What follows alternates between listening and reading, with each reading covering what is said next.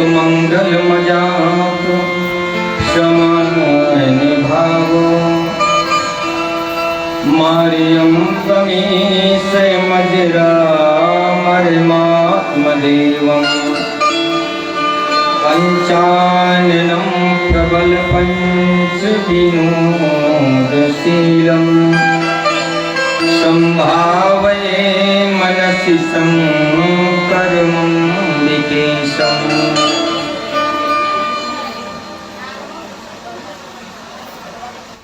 विद्येश्वर संगीता अमा कल मंगला चरण किए थे। आद्यंत मंगल मजात समान भाव मारियम तमीश मजरा मर्मात्मदेवं पंचाननं प्रबल पंच विनोदशीलम संभावये मनसि शंकर मंबिकेशम। मैं उन अंबिकापति महादेव भगवान की चरण शरण ग्रहण करता हूँ, उनको नमन करता हूँ जो महादेव भगवान अजर और अमर हैं और अपने भक्तों के प्रति जिनका सभी के प्रति समान भाव है। जिन महामृत्युंजय भगवान ने कभी भी किसी के प्रति छोटे और बड़े का भाव उत्पन्न नहीं हुआ, उन्हीं महादेव भगवान का हम स्मरण करते हैं।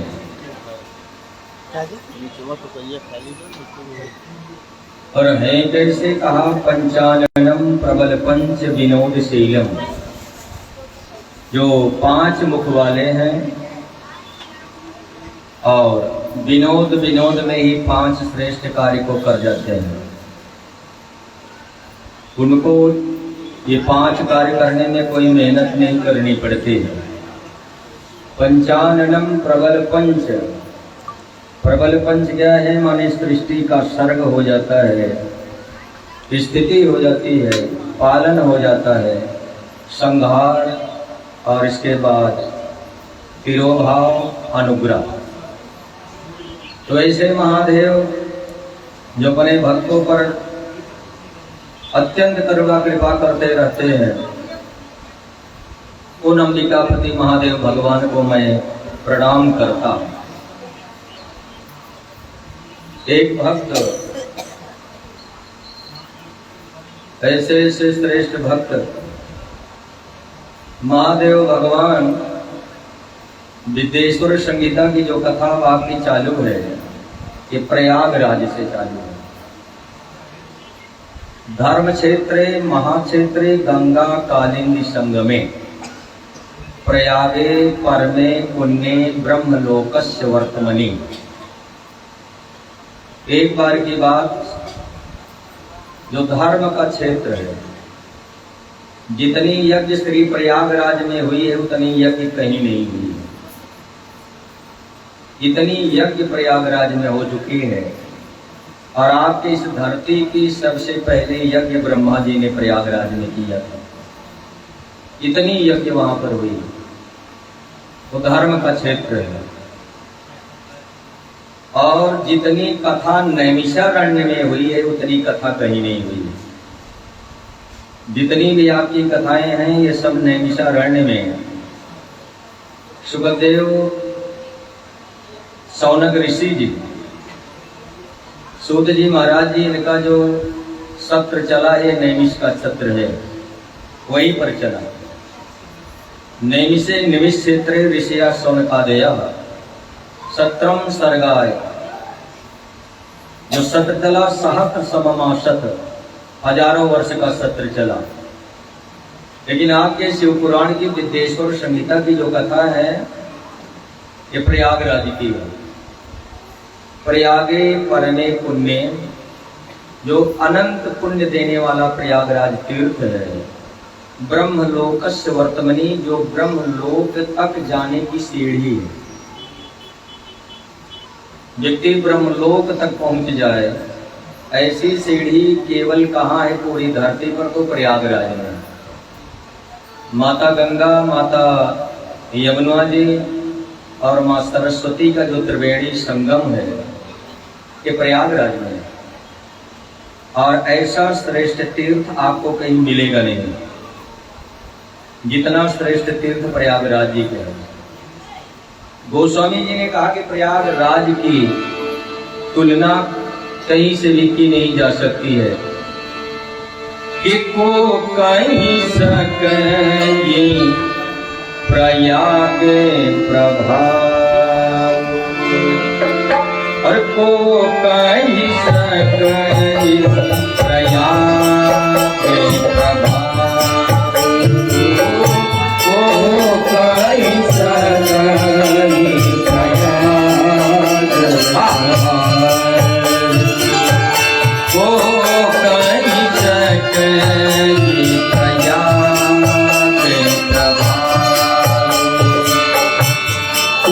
कहीं सके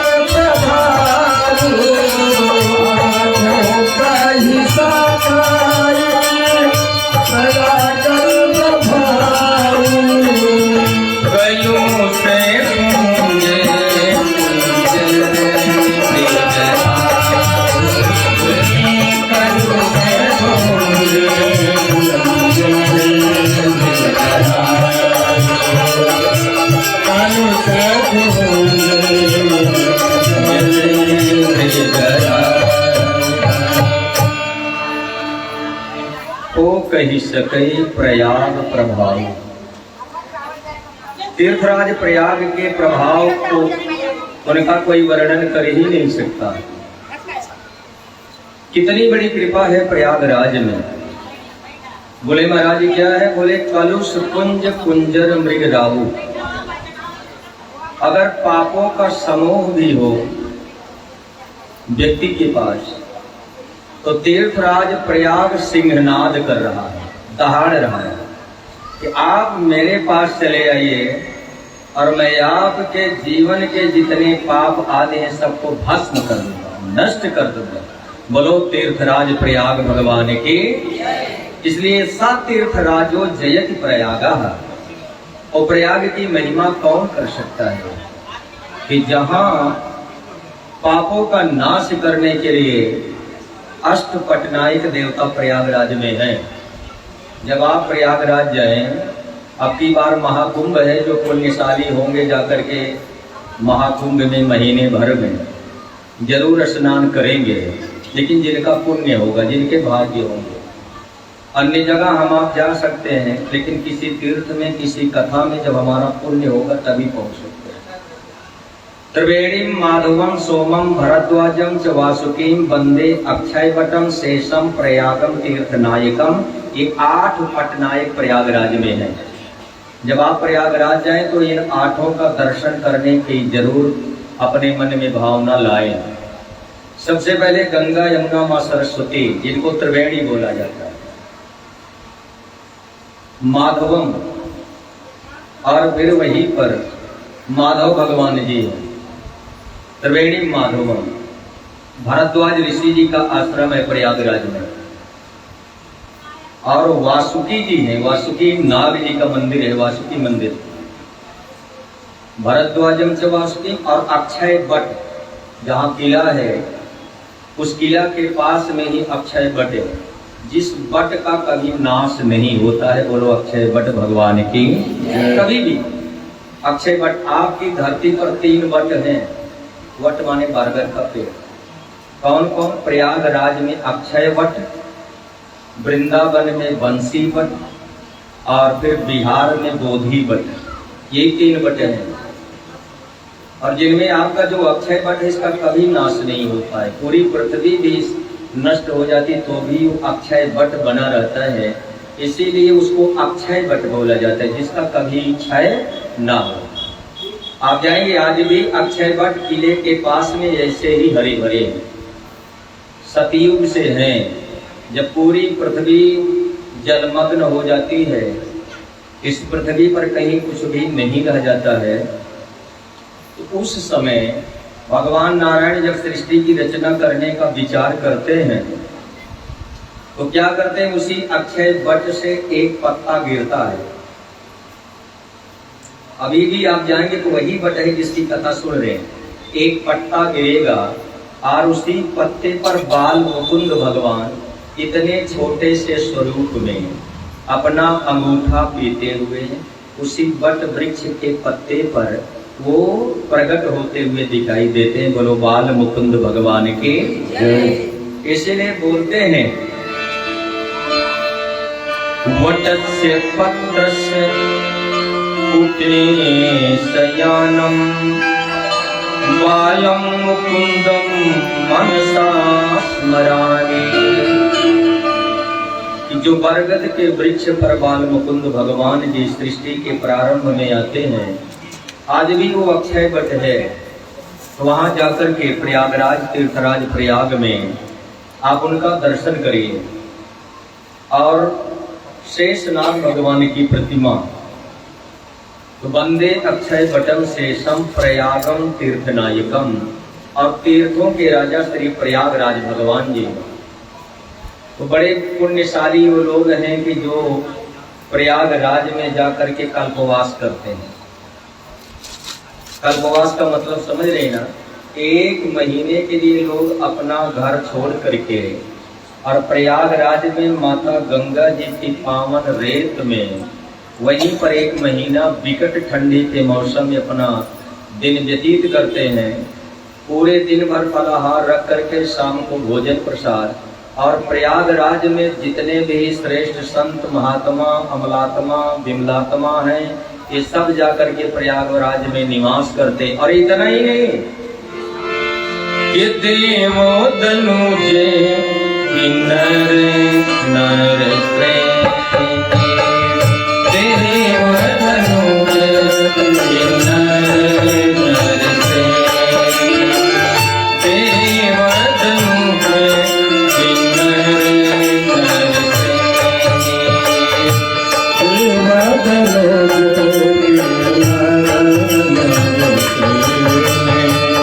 देव धनुजे नर नर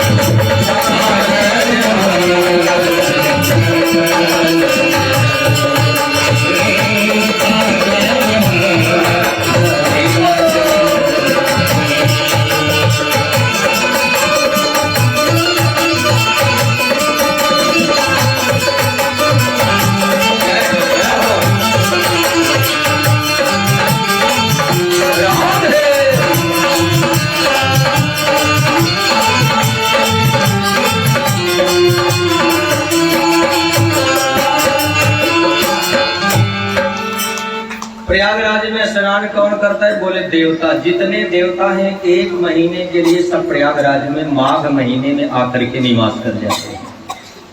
14 जनवरी जितने देवता हैं आपके, ये सभी प्रयागराज में निवास करते। तो अगर आप प्रयागराज जा रहे हैं तो जितने देवता हैं सबका प्रत्यक्ष या अप्रत्यक्ष दर्शन होना ही होना है। एक बात, किन्नर दनुज नर 1 महीने के लिए पूरे प्रयागराज में पूरा विश्व आकर के निवास करता है। पूरे विश्व का दर्शन आपको प्राप्त हो। सादर मध्य ही सभी जाकर के भावपूर्वक प्रयागराज जी में स्नान करते हैं। तो ऐसे परम पावन तीर्थ में बड़े बड़े ऋषि मुनि देवता सब आकर के इकट्ठा हुए। बोले कहाँ इकट्ठे? बोले धर्म क्षेत्रे महाक्षेत्रे। तो ऐसे महाक्षेत्र में प्रयागे परमे पुण्य ब्रह्मलोकस्य वर्तमनि, जो ब्रह्मलोक तक जाने की सीढ़ी ऐसे तीर्थराज प्रयाग में जाकर के सभी महात्मा लोग बैठ करके, और वो हजारों वर्ष का उन्होंने सत्संग किया। सूत जी महाराज जी से ऋषियों ने प्रश्न किया कि महाराज जी आप हमको ये बताएं, इस संसार सागर से, अब खूब ध्यान से सुनिएगा, इस संसार सागर से मुक्त होने का, मोक्ष प्राप्त करने का साधन क्या है? ये पहला प्रश्न है। कहीं इस शरीर में कीड़े न पड़े, कहीं मलमूत्र में प्राण न निकले, वैसे ये शरीर पड़ा रहे। चूंकि जब व्यक्ति का पाप अधिक होता है तो उसकी यही दुर्गति होती है। अंत समय में जब आपके शरीर में कोई चेतना नहीं होती है, आप दूसरे के सहारे पर पड़े हुए होते हैं, मन में ये होता है कि कोई आकर के थोड़ा मदद कर दे, हमको उठा करके बगल। भाई हम लोगों ने तो ऐसा भी दृश्य देखा है, कितने ऐसे वृद्ध लोग, कितनी ऐसे दादी आदि जो बेचारी चारपाई पर जिनके चमड़े कट गए और जिनमें कीड़े पड़ गए और बेचारी उसी में पड़ी हुई है, वो पुरुष भी उसी में पड़ा हुआ है। शरीर एकदम आसक्त है, शरीर में ताकत नहीं है। अगर होनहार बेटे हैं, बहुए हैं, तब तो उनकी साफ सफाई हो गई, नहीं तो वैसे कीड़े उसमें शरीर में रेंग रहे और प्राण निकल नहीं रहा। जब व्यक्ति के पाप आदि अधिक होते हैं तो उस शरीर की यही दुर्गति होती है। महादेव भगवान ऐसे शरीर में हम सबको ये सब ताड़नाएं प्राप्त ना हो, ऐसी दुर्गति ना हो, तो महाराज आप हमको ये बताइए कि उसके लिए साधन क्या है आपके पास? क्योंकि इस कलिकाल में व्यक्ति के पास बुद्धि बहुत कम है। मंदा सुमंद मतयो मंद भाग्या हिपद्रुता। आज व्यक्ति बड़ी मंद बुद्धि वाला हो गया है, कमजोर बुद्धि वाला हो गया। आप कहेंगे महाराज जी ऐसे कैसे कहते, हमारा लड़का इंजीनियर है, डीएम है, कमजोर कैसे बुद्धि वाला है? अत्यधिक तीव्र बुद्धि वाला नहीं। शास्त्रों में श्रेष्ठ बुद्धि उनको बोलते हैं जो बुद्धि आपको भगवान के चरणों से जोड़ दे, वही सच्ची बुद्धि है। और जो व्यक्ति आपको संसार की तरफ लेकर के जाए वही दुर्गति है। बोलो महादेव भगवान की। तो सच्चा बुद्धि, सच्चा दिमाग ये है जो आपको ले जाकर के भोलेनाथ के चरणों में लगा दे, भगवान श्री बिहारी जी के चरणों में लगा दे, वहां जोड़ दे, वहां बैठा दे, वही सच्ची बुद्धि है। तो कहा कि महाराज इस समय मंद भाग्य, व्यक्ति भाग्य से भी बड़ा कमजोर हो गया है। भाग्य से कैसे कमजोर हो गया? इसलिए कि अब आजकल व्यक्ति अपने परमात्मा को प्राप्त करने का साधन नहीं करता है। कोई ऐसा नहीं कि जो सुबह उठे, स्नान ध्यान करके 3-4 घंटे माला लेकर के जप करे। कोई ऐसा नहीं कि जो किसी कंदरा, किसी गुफा में जाकर के भगवान का भजन करे। हमारे आपके पास समय नहीं है कि हम आप कैसे चले जाएं। परिवार है, सब कुछ है, तो परिवार में रह करके मनाही नहीं है, आप वहीं रहिए। लेकिन एक काम करें, क्या कि कर से करम करम विधि नाना, कर से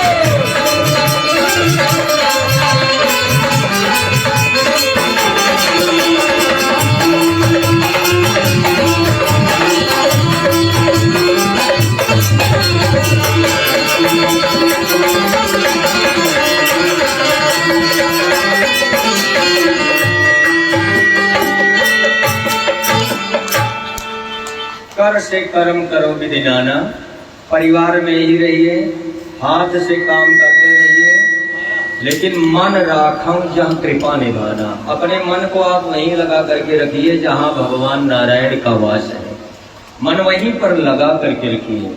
ऋषियों ने कहा कि महाराज जी सबसे श्रेष्ठ साधन व्यक्ति के मोक्ष का क्या है, आप मुझे बताने की कृपा करें। क्योंकि आज व्यक्ति के पास समयाभाव है और नाना प्रकार के शास्त्र का भी वो अध्ययन नहीं कर सकता है। श्रीमद् भागवत महापुराण में भगवान नारायण ने कहा, ध्यान से सुने, भगवान नारायण ने श्रीमद् भागवत में कहा कि मैं उतना वेद से प्रसन्न नहीं होता हूँ, शास्त्र से प्रसन्न नहीं होता हूँ, उतना जप से भी प्रसन्न नहीं होता हूँ। माने कि स्वाध्याय तपः त्यागो नेष्टा पूर्तम न दक्षिणा। नेष्टा पूर्त का मतलब क्या है? बोले नेष्टा पूर्त का मतलब है कि व्यक्ति जब जिनके पास धन धान्य होता है तो क्या करता है कि कहीं कुआं बनवा दिया, कहीं पर सड़क के किनारे कोई बढ़िया धर्मशाला बनवा दिया, बावड़ी बनवा दिया और उसमें भूखे प्यासे लोग जाकर के भगवान का आचमनी भी करते हैं, स्नान आदि भी करते हैं। तो कहा महाराज स्वाध्याय तपः त्यागो नेष्टा पूर्वम दक्षिणा। भगवान नारायण में श्रीमद् भागवत जी ने कहा कि मैं उतना प्रसन्न बड़ी बड़ी दक्षिणा आदि से भी नहीं होता हूँ। व्रतान यज्ञ छंदांसी, बड़े बड़े वेदों का अध्ययन करने से भी मैं उतना प्रसन्न नहीं होता हूँ। तीर्थान, तीर्थों में जाने से भी उतना प्रसन्न नहीं होता हूँ। कहा महाराज फिर कहा यमा नियमा, बड़े बड़े यम नियम करने से भी मैं उतना प्रसन्न नहीं होता हूँ। बोले फिर कहा कि जितना प्रसन्न मैं सत्संग से हो जाता हूँ, जितना प्रसन्न मैं शिव पुराण भागवत पुराण की कथा सुनने वाले से हो जाता हूँ, उतना प्रसन्न मैं बड़े बड़े यज्ञ आदि से भी नहीं होता हूँ। बोलो सच्चिदानंद भगवान की। अब आप देखें भगवान ने स्वयं कहा, श्रीमद् भागवत के 12 स्कंद का ये पहला श्लोक है कि उतनी प्रसन्नता मुझे प्राप्त नहीं होती है। स्वाध्याय तपः त्यागो नेष्टा पूर्तम न दक्षिणा, व्रतान यज्ञ छंदांसी, तीर्थान नियमा यमाः। कि बड़े बड़े तीर्थ यज्ञ आदि करने से भी मुझे उतनी प्रसन्नता नहीं होती है जितना कि जब भक्त मेरी आकर के कथा सुनता है, मेरे सत्संग में बैठता है, जितनी प्रसन्नता मुझे उससे प्राप्त होती है। सत्संग से भगवान बहुत रीझ जाते हैं, इस बात को आप ध्यान दें, बहुत ज्यादा प्रसन्न हो जाते हैं सत्संग से। इसलिए व्यक्ति को सत्संग करना चाहिए। कहा सत्संग की गंगा में, सत्संग की गंगा में जो नित्य नहाते हैं, सत्संग की गंगा में जो नित्य नहाते हैं, सत्संग की गंगा में, सत्संग की गंगा में जो नित्य नहाते हैं, सत्संग की गंगा में जो नित्य नहाते हैं।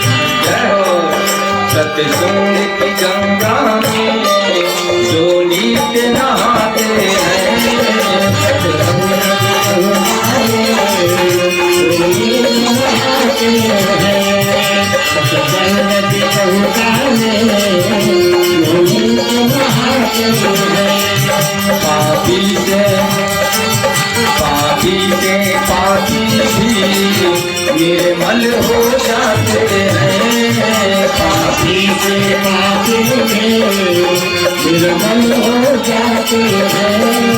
पापी से पापी निर्मल हो जाते हैं।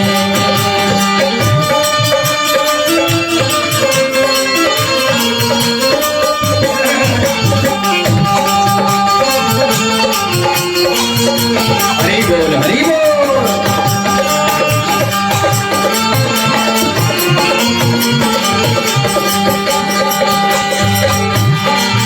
ओम नमः शिवाय ओम नमः शिवाय हर हर भोले नमः शिवाय ओम नमः शिवाय ओम नमः शिवाय हर हर भोले ओम नमः शिवाय ओम नमः शिवाय हर हर भोले नमः शिवाय ओम नमः शिवाय ओम नमः शिवाय हर हर भोले नमः शिवाय ओम नमः शिवाय ओम नमः शिवाय हर हर भोले नमः शिवाय नमः शिवाय ओम नमः शिवाय हर हर भोले नमः शिवाय नमः शिवाय ओम नमः शिवाय हर हर भोले नमः शिवाय नमः शिवाय ओम नमः शिवाय हर हर भोले नमः शिवाय नमः शिवाय ओम नमः शिवाय हर हर भोले नमः शिवाय ओम नमः शिवाय ओम नमः शिवाय हर हर भोले नमः शिवाय। पापी से पापी भी पापी से पापी भी निर्मल हो जाते हैं। पापी से पापी निर्मल हो जाते हैं। पापी से पापी निर्मल हो जाते हैं। बोलो श्री शाम सदाशिव भगवान की। देखिए माताओं बहनों से निवेदन है कि थोड़ा सा आप सब और आगे इस तरह करके बैठे। यद्यपि शुरू से ही आप आगे इस तरह करके ही बैठी हैं, लेकिन और थोड़ा आगे इस तरह करके बैठिए। भीड़ अत्यधिक है और अब आने वाले लोगों के लिए बाहर सड़क पर ही उनको स्थान मिलेगा, इसलिए थोड़ा आप अपनी बहनों के लिए, अपनी बहुओं के लिए, बेटियों के लिए जगह प्रदान करें। श्रद्धा भक्ति के साथ आप सब पावन पुण्य दिव्य कथा का रसपान कर रहे हैं। इसके लिए बहुत बहुत शुभाशीष, बहुत बहुत मंगल कामना, बहुत बहुत आशीर्वाद आप सबको। वाह, आपने हम लोगों का निवेदन स्वीकार किया, इसके लिए आपको बहुत बहुत शुभाशीष, बहुत बहुत मंगल कामना। बोलो महादेव भगवान की। भगवान देवादिदेव शांत रहें, देवियां बोले नहीं। बोलो महादेव भगवान की। तो कहा महाराज आप हमको ये बताएं, इस संसार से मुक्त होने का साधन क्या है? तो आप देखें, इस सबसे श्रेष्ठ बात है कि व्यक्ति मोक्ष कैसे प्राप्त कर सकता है।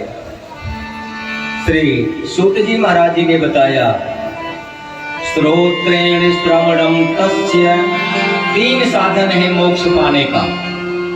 तो आप गहराई से सुने। श्रोत्रेण श्रवणम तस्य वचसा कीर्तनम तथा मनसा मननम तस्य महासाधनमुच्यते। हमारा 3 साधन है भवसागर से पार होने का। क्या क्या? श्रोत्रेण श्रवणम तस्य, ये आपका शिव महापुराण बता रहा है। कानों से भगवान भोलेनाथ की कथा सुने, ये पहला साधन है मोक्ष प्राप्त करने का। श्रोत्रेण श्रवणम तस्य वचसा कीर्तनम तथा, और अपनी वाणी से भगवान शंकर जी के पावन कीर्तनों को आप करें। ओम नमः शिवाय, ओम नमः शिवाय, ओम नमः शिवाय, ये पंचाक्षर महामंत्र है, इसका जप करते रहें। तो पहला उपाय क्या है? भगवान भोलेनाथ की पावन कथा सुने। ये पहला है। श्रोत्रेण कानों से, श्रवणम तस्य, कानों से भगवान की कथा सुने, और वचसा, अपनी वाणी से भगवान का कीर्तन करें। जब जब कीर्तन कराया जाए तो भावपूर्वक आप कीर्तन करिए। कीर्तन करने से हमारे पापों का नाश होता है, पुण्यों का उदय होता है। और तीसरा कहा मनसा मननम तस्य, मन से, जब आप कथा से बाहर जाए तो अपने मन से अपने महादेव भगवान का मनन करते रहे, भोलेनाथ के महामंत्रों का मनन करते रहे।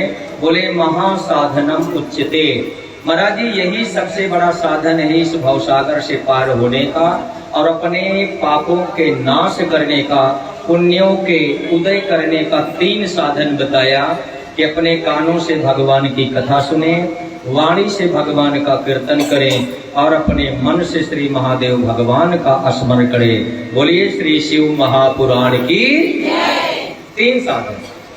अब अगर आप इन तीनों का प्रयोग करते हैं, आप देखिएगा कि इन तीनों का प्रयोग करने से आपका जीवन किस प्रकार से परिवर्तित होगा।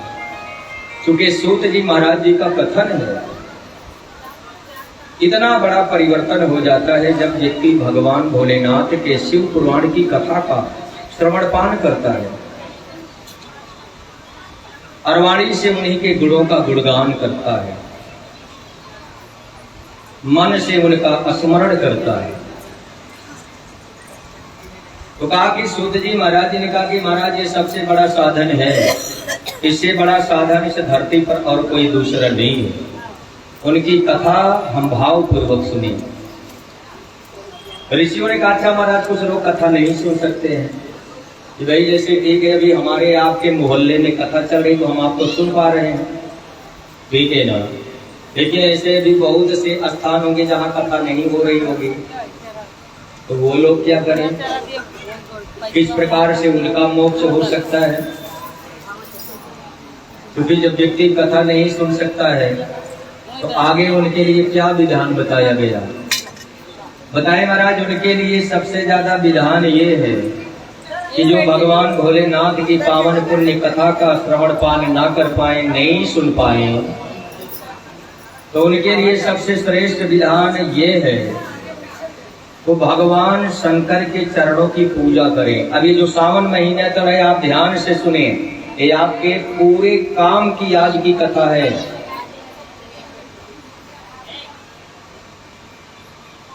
भाई अगर हम कथा नहीं सुन पाते हैं, भगवान का कीर्तन नहीं कर पा रहे हैं, तो हम क्या करें।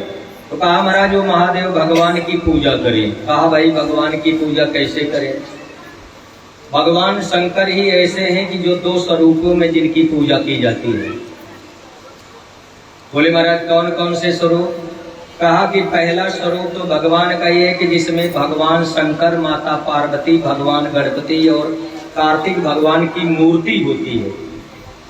तो भक्त क्या करे, मूर्ति की पूजा करे।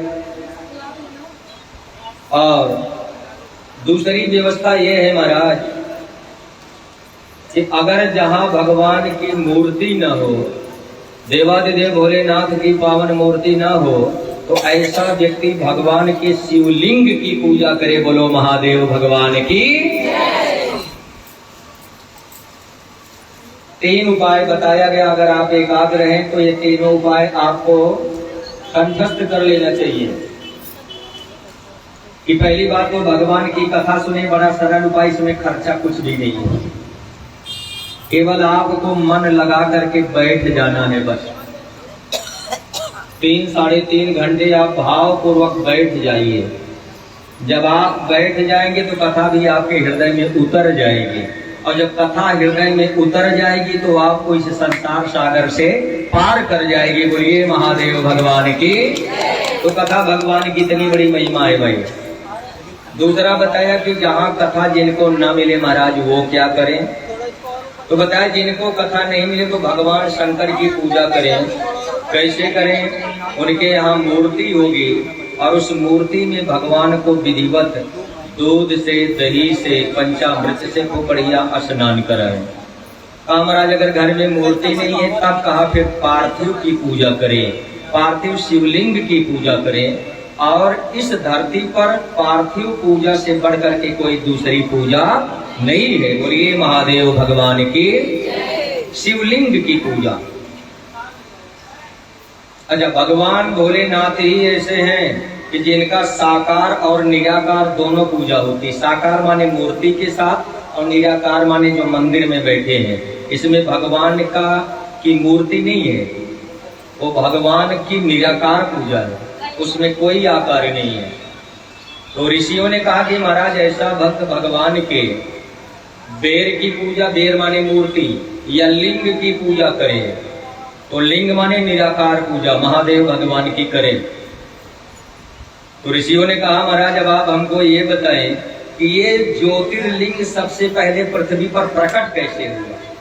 अब आप देखें जो शिवलिंग की पूजा आप करते हैं सबसे पहले पृथ्वी पर कैसे प्रकट हुआ, ज्योतिर्लिंग आया कहां से। और मूर्ति से ज्यादा ज्योतिर्लिंग में भगवान भोलेनाथ प्रसन्न होते हैं। तो कहा महाराज आप हमको ये बताइए कि जो पार्थिव पूजा है, इस पार्थिव पूजा में ज्योतिर्लिंग में अगर हर व्यक्ति के यहाँ तो मंदिर भगवान शंकर का है नहीं, तो बिना मंदिर के वो क्या करें। तो ऋषियों मुनियों ने कहा कि महाराज उसका भी उपाय है, व्यक्ति चला जाए। पहले तो सतयुग में लोग क्या करते थे, श्रेष्ठ रत्न की पार्थिव बना करके और फिर भगवान का पूजन किया करते थे। जैसे हीरा है तो हीरे आदि का शिवलिंग बनाया करते थे, उस पर पूजा करते थे। इसके बाद फिर जब महाराज त्रेता आया तो त्रेता में सोने का शिवलिंग बना करके पूजा की जाती थी। द्वापर जब आया तो द्वापर में पारद शिवलिंग, उसकी पूजा की जाती थी, पारद शिवलिंग की। और इसके बाद कहा महाराज अब इस कलिकाल में तो न सोना मिल पाएगा, न चांदी मिल पाएगा, न हीरा जवाहरात मिल पाएगा, तो कलयुग के लोग महाराज भोलेनाथ की कैसे पूजा करें। तब ऋषियों ने बताया पार्थिव लिंग महात्म्य, उसमें कुछ नहीं करना, केवल व्यक्ति को मिट्टी ला करके और उस मिट्टी बढ़िया तालाब से हो या कहीं किसी जहाँ कुम्हार आदि हो तो चाक की मिट्टी हो उसको ले लें, या नदी की मिट्टी ले लें, या कहीं साफ सुथरा स्थान हो। अगर ऐसा भी नहीं तो हमारे आपके मुंबई में मुल्तानी मिट्टी चलती है, इस समय वही पूजन चल रहा है।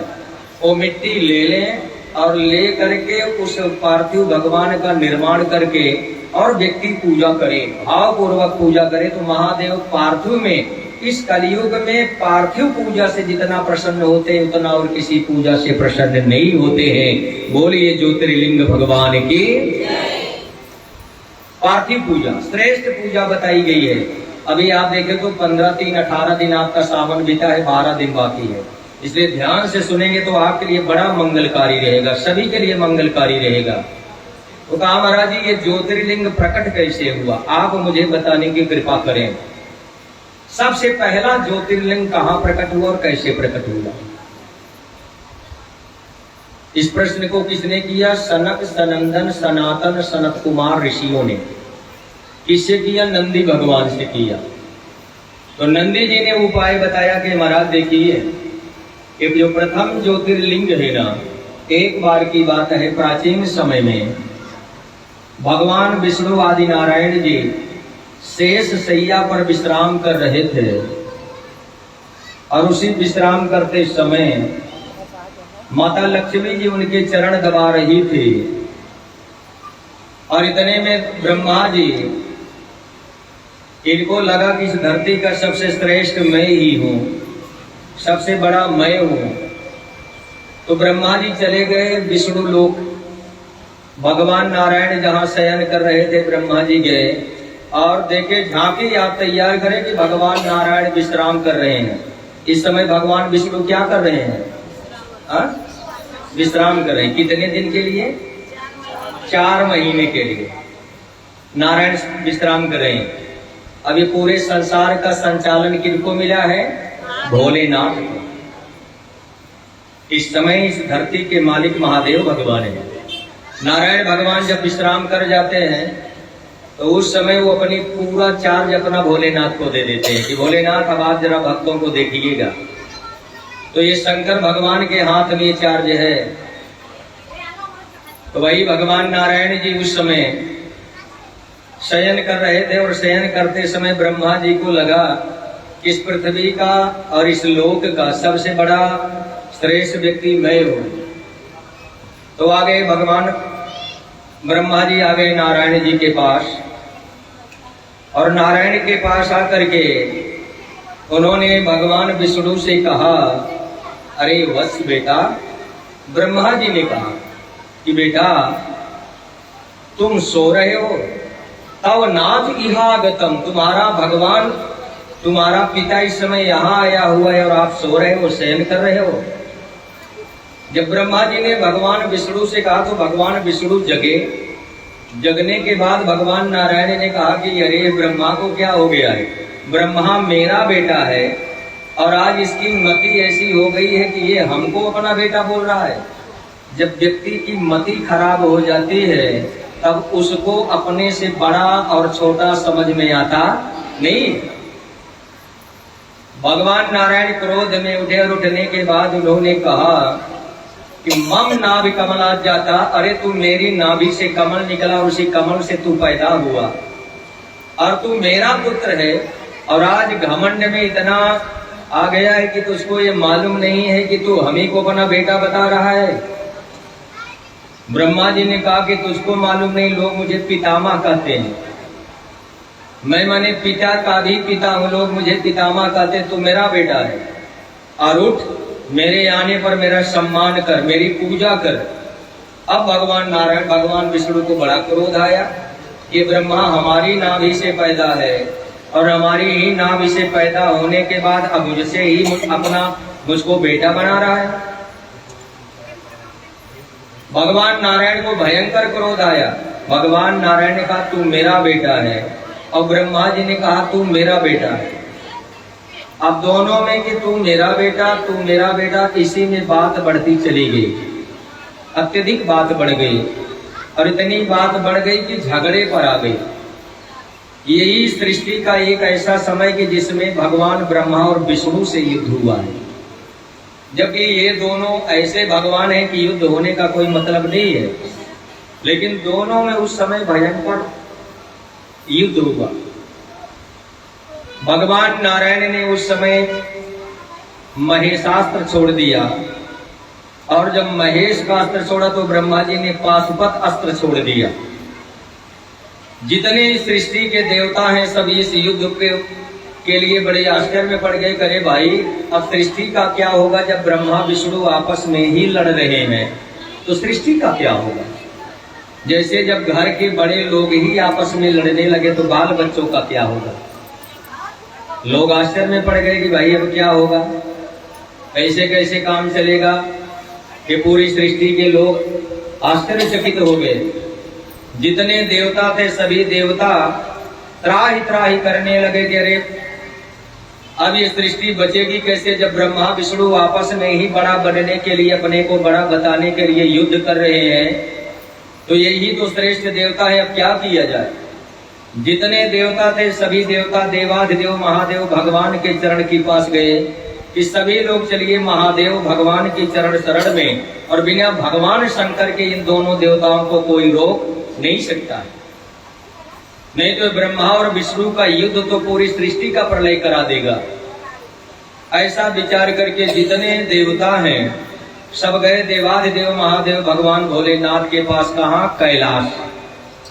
और महादेव भगवान वहीं पर बैठ करके अपने इष्ट देवता का स्मरण कर रहे थे।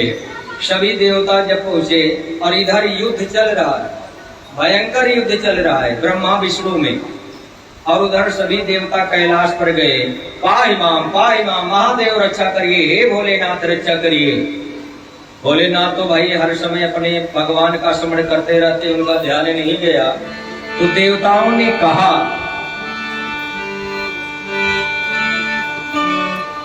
कि महादेव भगवान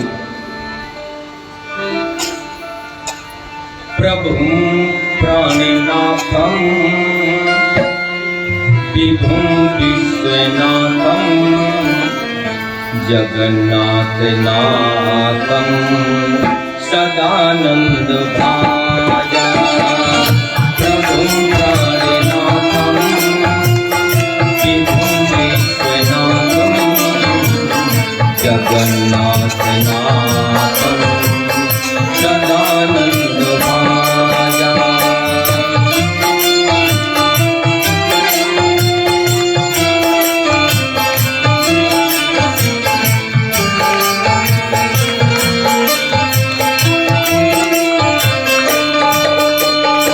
महादेव भगवान रक्षा करिए। आप प्राणनाथ हो, आप जगन्नाथ हो, पूरे संसार की रक्षा का भार आपके ऊपर है देवादिदेव महादेव भगवान भोलेनाथ। कृपा करिए, नहीं तो सृष्टि ये नष्ट हो जाएगी।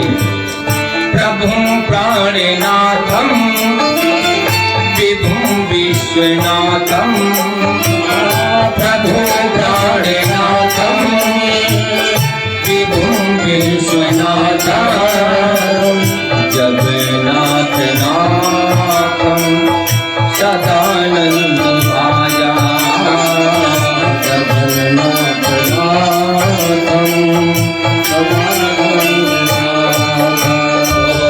त्वमेको जगद्व्यापको विश्वरूपं त्वमेको जगद्व्यापको विश्वरूपं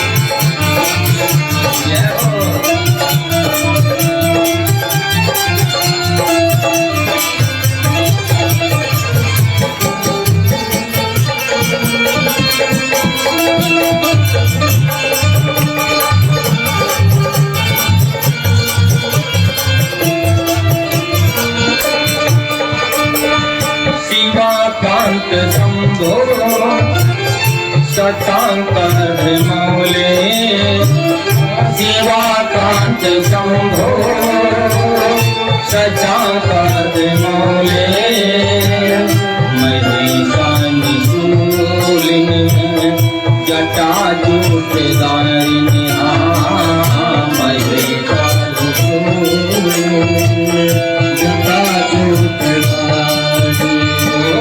शिवाकांत शंभो सचांकर मौले शिवाकांत शंभो सचांकर मौले महेशानि शूलिन जटा जूट दारिणी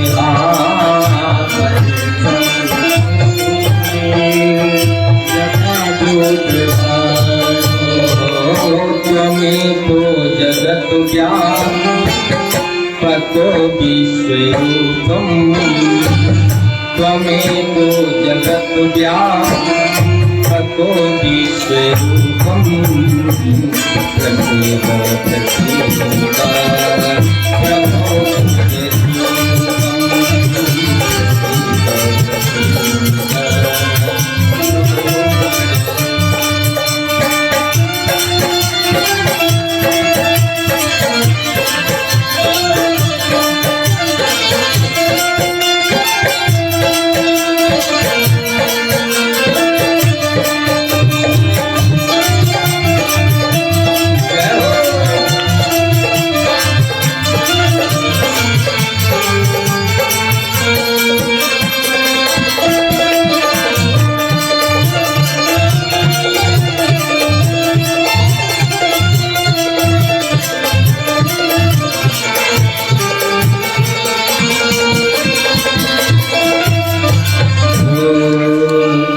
महादेव भगवान की।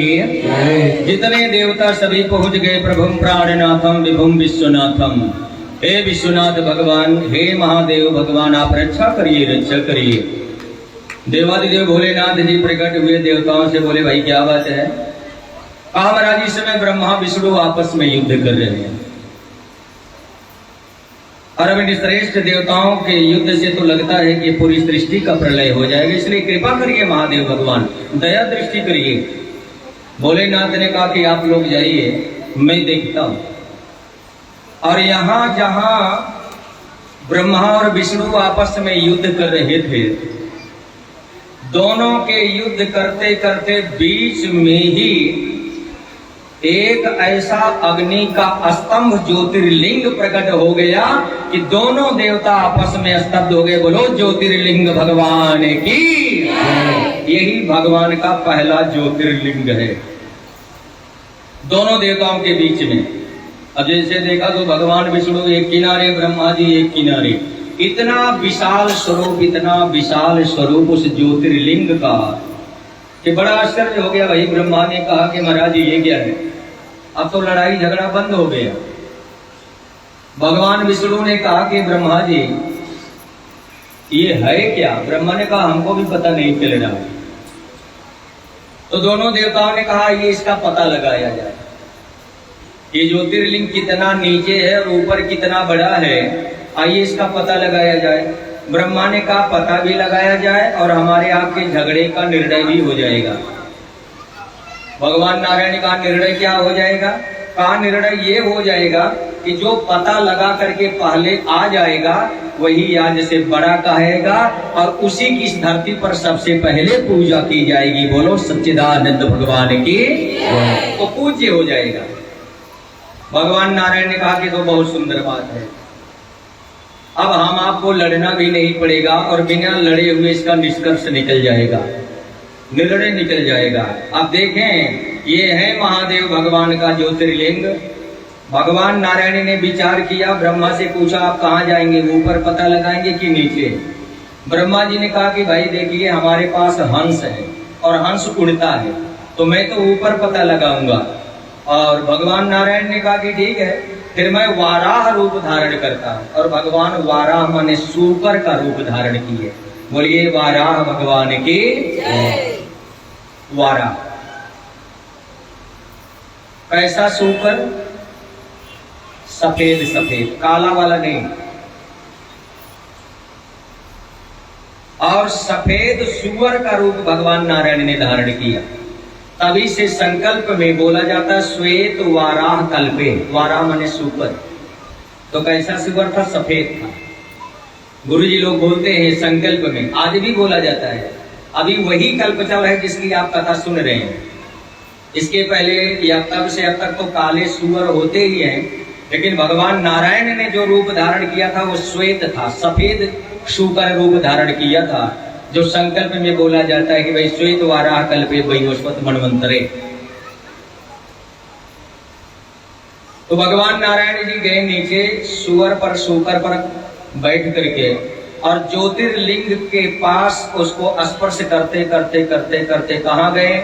अतल वितल सुतल तलातल रसातल महातल पाताल, 7 लोक नीचे चले गए, लेकिन इस ज्योतिर्लिंग का भगवान विष्णु पता नहीं पाए। बोलो शंकर भगवान की। अब देखिए आप किनकी